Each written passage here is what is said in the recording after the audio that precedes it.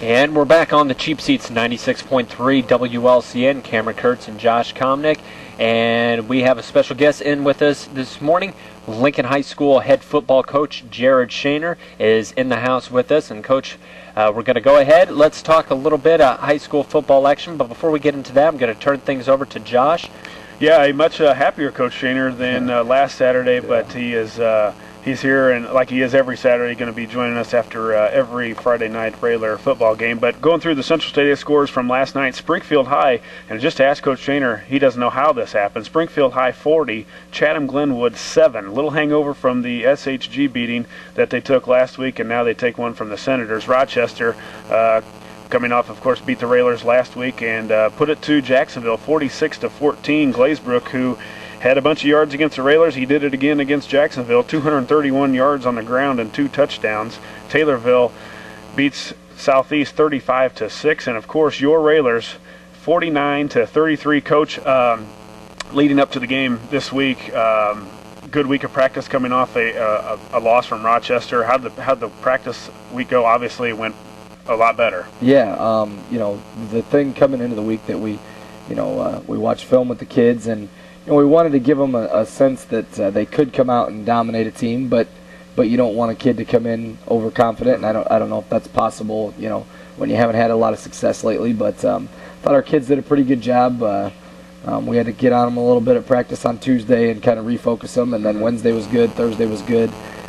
Came out last night with a lot of intensity, and they were ready to play, and they played pretty well. Good. Coach, 49 points put up last night. Of course, you're the offensive coordinator, so we're hanging that and giving that to you. But was there one thing that you saw on tape through the week that you really thought you could exploit, and was that a big reason why you put up so many points? Yeah, well, we just felt like some things that they did defensively would be able to maybe run up the middle a little bit more.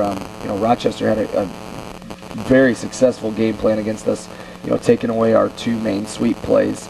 But when teams do that, then we like to try to give it to our fullback a little bit more, which we did last night.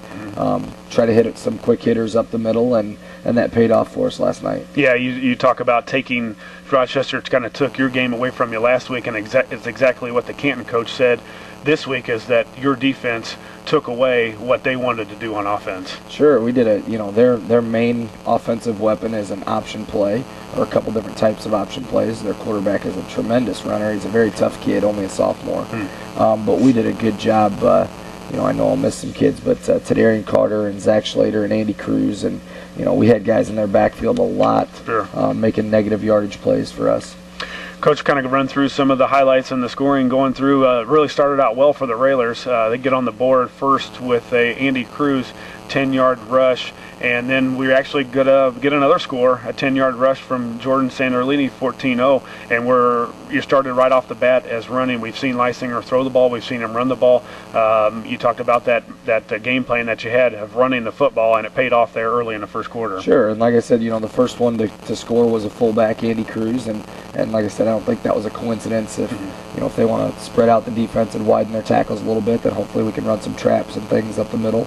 And that's what we did with Andy, and he ran hard, got in. The second score was a nice run by Jordan Sanderlini. We had some great downfield blocking by some linemen, and Zach Schlater again. It's 14-0, and we're feeling pretty good. And unfortunately they come back and score a couple and tie it up. But at that point, I was proud of the kids. That we didn't say, here we go again. Right.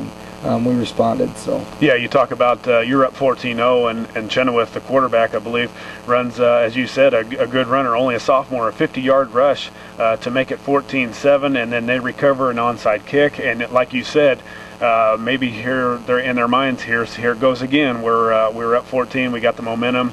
And I was listening to Bobby V and Coach Ken Schweitzer, and he said it kind of looked like the Canton momentum was starting to turn.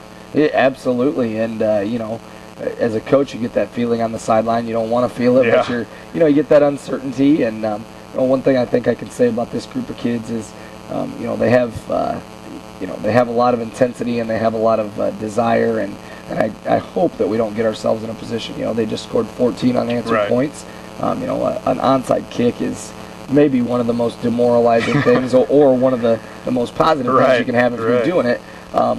You know, but to our kids' credit, you know, they kept fighting and did some good things to finish out the first half. Yeah, 19-yard pass touchdown for Canton to make it 14-14, and then we're moving the football, and then we fumble, and the Canton Little Giants recover. But you talk about your guys are resilient, and the defense steps up, stops them on 4th and a couple, and you get the ball back. Yeah, that was a huge play. We, you know, the kids are watching film right now. I just left there, and we talked about the fact that we can't fumble the ball 2 times or 3 times against, you know, a better team than Canton, and expect good things to happen, you know. But our defense did step up. We got a 4th down stop, and so that was a big play for us. Coach, if there's one message you want your players to take away from this week, especially coming off of the loss from last week and then, of course, being victorious last night, what's one thing that you want your players to focus on and to take with them when preparing for next week?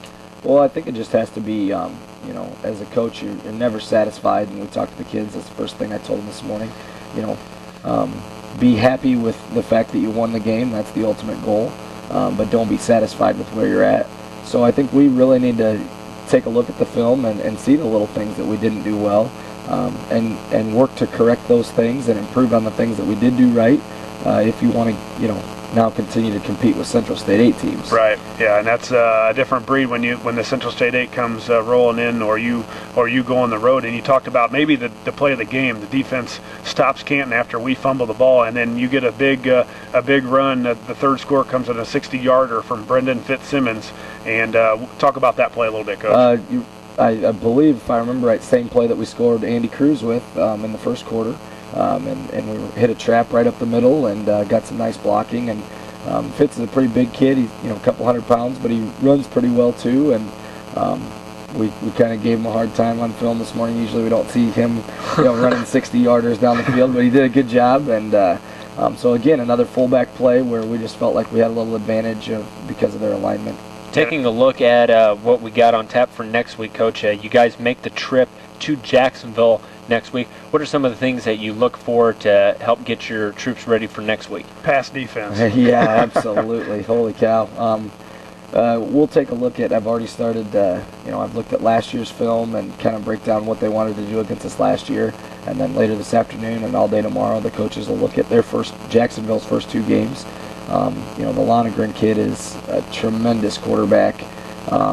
Just seems to make plays, and they have kind of half jokingly, half serious last night told someone they've got 3 good receivers standing on the sideline. Unfortunately, they've got 5 great ones out on the field. Yeah.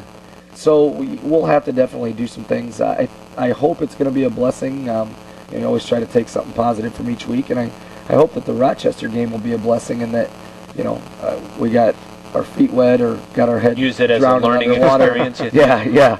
That's kind of the goal. I think that maybe we'll come out and compete a little bit better against the same type of offense when we play Jacksonville. Yeah, you talked about Jacksonville. Nick Lonergan, the quarterback, I think you even might have said it, he led the state in passing last year. He had 227 yards last night, and they took on Rochester. And one of their wide receivers, Dalton Keene. A Sophomore, yes. Yeah. 130 yards, including a 59-yard touchdown reception, and they also have Nate Jones, who had 79 yards receiving. So they're definitely going to spread it out.